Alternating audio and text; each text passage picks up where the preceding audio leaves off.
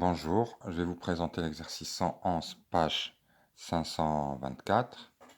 Donc c'est le même que le précédent, 110. C'est une histoire de diagonalisation. Il faudra bien maîtriser cet outil car c'est l'outil principal pour faire les matrices et les suites et les matrices et les probas. Donc on souhaite étudier le comportement de cette matrice-là. D'accord? Et plus précisément, a puissance n quand n est assez grand. On pose P égale ça, D, vous voyez, c'est une matrice diagonale. Avec une calculatrice, calculer ses puissances, que constate-t-on? Donc là, on va faire de la conjecture. Donc, on prend notre matrice, notre calculatrice, pardon. Hop. On quitte tout ça. On annule. Donc, on va dans matrice, là. Édition. Entrée. Donc, c'est une matrice 2, 2. Donc, entrée, 2, entrée. Et là, on met les valeurs. 0, entrée, moins 0,5, entrée, 1, entrée, 1,5, entrée. On quitte. Maintenant, on va calculer A puissance 5. Donc, je vais chercher A dans matrice. Et là, je vais dans nom. Je prends la 1. Puissance, combien? 5. Voilà ce que ça donne. On fait la même chose. Puissance 8. Voilà ce que ça donne. Donc là, je vais écrire les matrices donc, avec une valeur approchée à 3 chiffres après la virgule. Voilà la calculatrice. Donc on reprend. Donc j'ai calculé A puissance 10. Voilà ce que ça donne. Et avec le curseur, je vais à gauche, à droite. Donc pour voir la deuxième colonne, je déplace comme ça. Et j'écris à 10 moins 3 près ce qu'on obtient comme matrice. Ici je ferme. Et qu'est-ce qu'on constate? On constate que A puissance n a tendance à aller vers la matrice moins 1, 2, 2, quand n tend vers plus l'infini. Bon, bah, on va vérifier tout ça. Deuxième question, donc là maintenant on va passer au côté algébrique. Montrer que A fois P est égal à P fois D. Bon, bah, on calcule A fois P. AP, donc ça donne 0, moins 0,5, 1, 1,5. P, moins 1, 1. 2 moins 1. Et donc ça donne 0, moins 0,5 fois 2, ça donne moins 1. 0 plus 0,5. Ici, moins 1. 2 fois 1,5, donc 3 moins 1, 2. Et 1 moins 1,5, moins 0,5. Et d'autre part, on calcule P fois D. Donc P c'est moins 1, 1, 2 moins 1. D c'est 1, 0, 0, 0,5.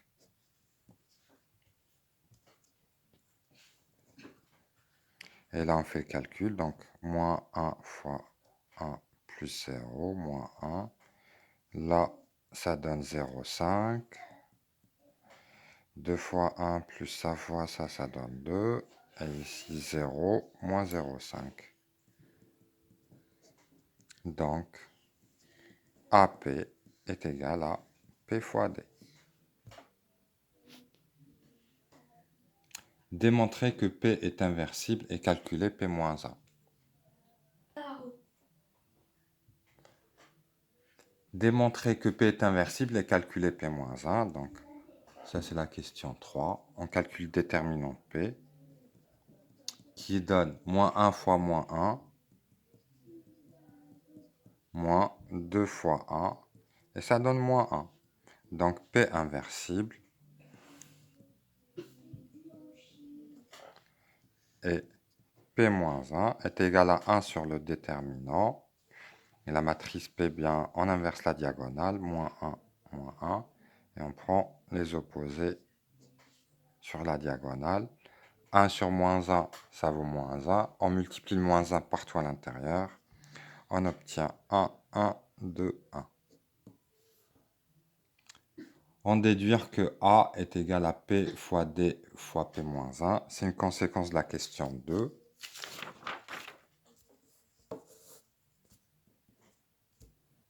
Donc, quatrièmement, on A fois P qui est égal à P fois D.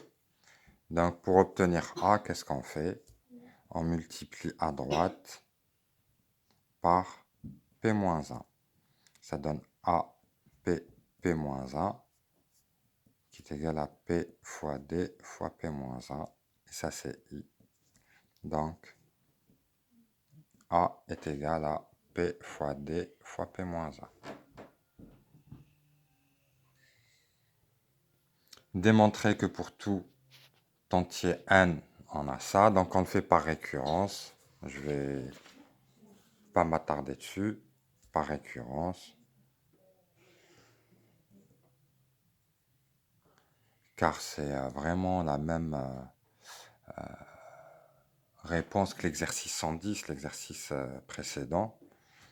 Donc, notre hypothèse de récurrence Hn, c'est A puissance n est égal à P fois D puissance n fois P moins 1. Donc, initialisation, pour n égale à 0, on a bien A puissance 0 qui vaut I, qui vaut P fois I fois P moins 1, qui vaut P fois D puissance 0 fois P moins 1.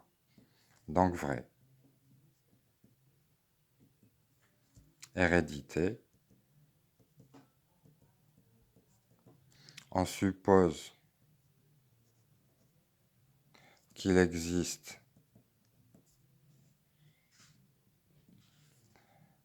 n entier naturel tel que A puissance n est égal à P fois D puissance n fois P moins 1. Donc, on a A puissance n plus 1 qui est égal à A puissance n fois A et qui donne P fois D puissance n fois P moins 1 fois P fois D fois P moins 1. Là, ça donne I et là, ça donne D puissance n plus 1. Donc, ça donne P fois D puissance n plus 1 fois P moins 1. Donner l'expression de la matrice A puissance n.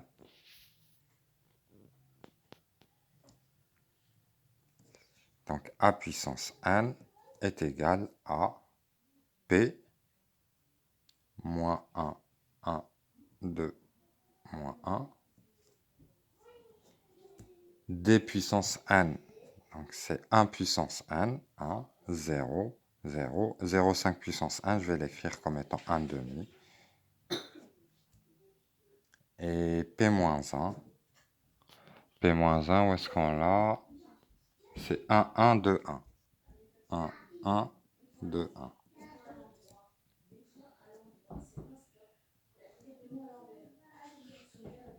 Donc, je commence par faire ce produit. 1 plus 0, ça donne 1. 1 plus 0, ça donne 1. 0 plus ça fois ça, eh bien, ça donne 1 demi puissance n moins 1.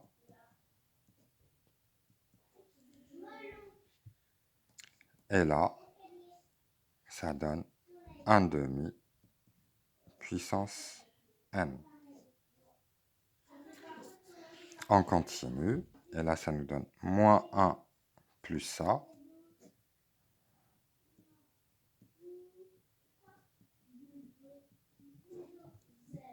Moins 1 plus ça.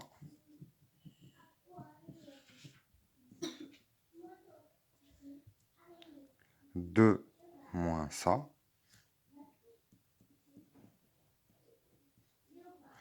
Et 2 moins ça.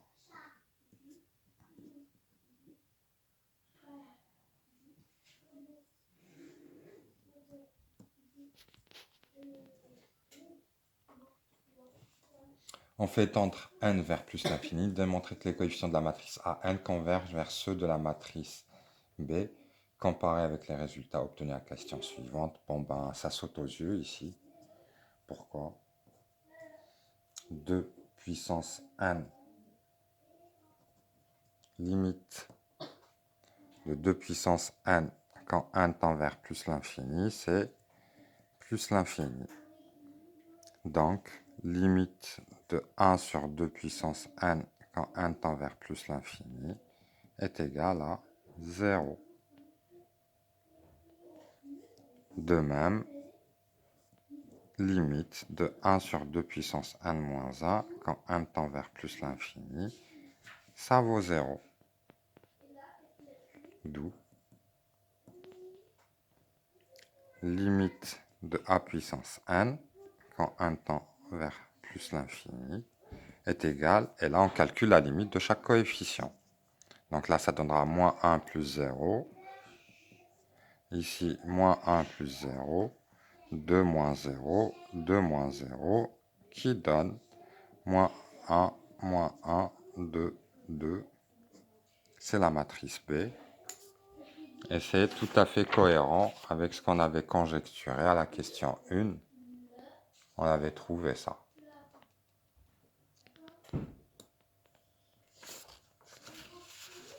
Voilà. Donc, travaillez bien la puissance des matrices. Il y a aussi l'exercice 112 que je ne vais pas vous donner.